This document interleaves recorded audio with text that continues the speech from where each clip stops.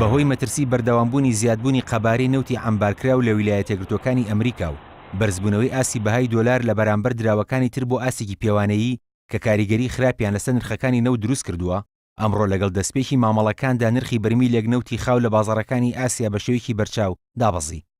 لە دەستپێکی مامەڵەکانی ئەمڕۆدا بەرمیلێک نەوتی خاوی ئەمریکی گرێبەسە دواخراوەکان بە ڕێژەی زیاتر لە 102 دابەزی بە 43 دۆلار و 57 سنت فرۆشرا کە ئەوەش نزیمترین ئاستێتی لە ماوەی 6 ساڵی ڕابردوودا.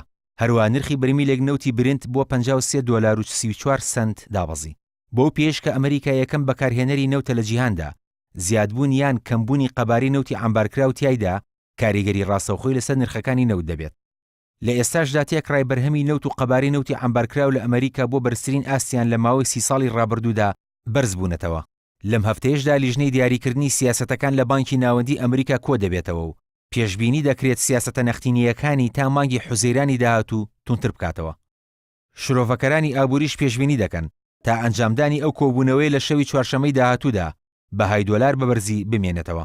لەلایەکی ترەوە ئاژانسی وزەی نێودەوڵەتی پێشبینی کرد ئاسی بەرهەمهێنانی نەوت لەم ساڵدا لە ئەمریکا بەرز بێتەوە.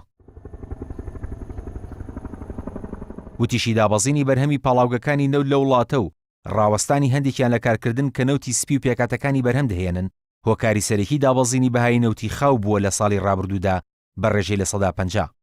سعودیەش ڕایگەیاند کە هێشتا زۆر زووە باز لە دابەزاندنی ئاسی بەرهەمهێنانی نەوتی ڕێکخراوی ئۆپێک بکرێت.